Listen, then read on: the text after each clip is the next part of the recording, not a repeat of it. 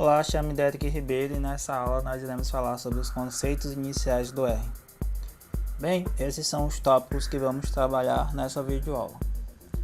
Bem, existem duas formas básicas de interagir com a ferramenta R. Uma delas é através do terminal e a outra é através dos scripts. Eu já estou com o meu RStudio aqui aberto. Essa forma aqui, chamada console, é o que nós chamamos da forma de interação por terminal, no qual nós digitamos os comandos aqui e vamos executando aos poucos.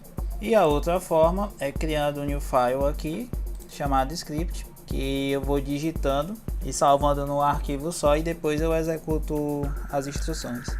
A gente vai começar usando somente o terminal, aí depois que a gente estiver confiante no terminal, é que iremos utilizar o script. Só que para a gente utilizar o terminal, a gente precisa saber o básico do básico. E um dos tópicos iniciais dentro do R é a questão dos tipos de variáveis, que podem ser do tipo inteiro, decimais ou cadeia de caracteres. A gente vai começar pelos inteiros, que podem ser negativos ou positivos, e são declarados da seguinte forma, como dado nos exemplos. A gente simplesmente pode digitar números.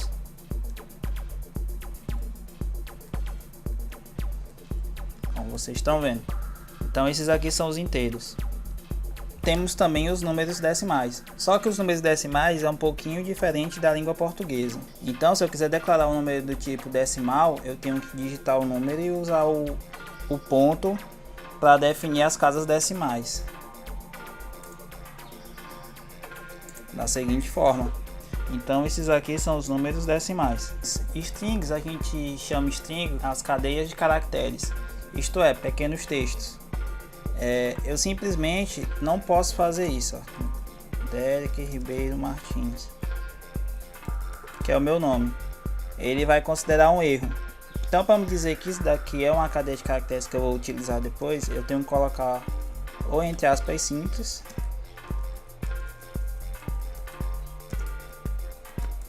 ou entre aspas duplas. Então a gente já sabe os tipos básicos.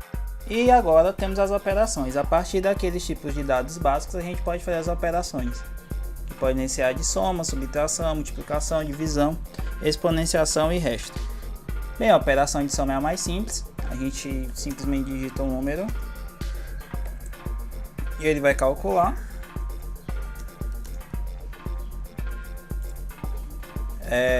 Subtração também, do mesmo jeito.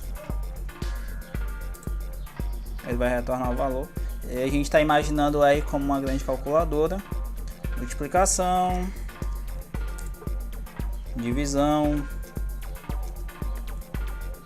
exponenciação, no caso aqui 4 elevado ao quadrado, 4 elevado ao cubo. Podem ser números negativos também, menos 6 elevado ao quadrado e assim por diante. No caso, menos 6 elevado ao quadrado, certo? Ele tem uma ordem de precedência. Então, se eu executo dessa forma, ele primeiro vai executar o 6 elevado ao quadrado, depois vai atribuir o sinal de menos. Mas se eu colocar ele entre parênteses, eu vou elevar o menos 6 ao quadrado. Então essa é uma pequena diferença que é bom vocês estarem atentos. E tem a ordem de precedência, isto é, quanto maior o número, primeiro vai ser realizada a operação. O resto vai ser realizado antes da exponenciação. A exponenciação vai ser realizada antes da divisão e da multiplicação. E a divisão e a multiplicação vão ser realizadas antes da subtração e da soma. Para a gente realizar a ordem de precedência, a gente pode usar também um parênteses para dizer que uma operação vai ser feita antes da outra. Exemplo, 44 menos 3, depois que eu realizar essa operação multiplicar. Então a ordem de precedência vai ser primeiro que tem entre parênteses, depois a multiplicação. Qual o problema? A gente não pode usar nem chaves e nem colchetes. A gente vai utilizar somente o parênteses. Então, se a gente quiser fazer várias ordens de precedência, como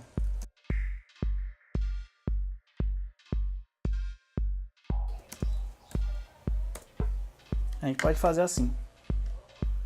A partir disso, a gente pode calcular o IMC, pode calcular uma média, pode tirar a parte inteira de uma divisão, do resultado de uma divisão, e a gente vai realizar isso agora. Bem, o IMC é o peso dividido pela altura ao quadrado, então vai ser isso daqui. O meu peso agora, não manguem, eu estou com 77,5 kg e vou dividir isso por minha altura, que é 1,71. Vou colocar a ordem de precedência aqui, 1,71 vezes 1,71 e vai dar um valor. Se eu fizer sem um parênteses, ele primeiro vai realizar a divisão, depois que ele vai realizar a multiplicação, vai dar errado.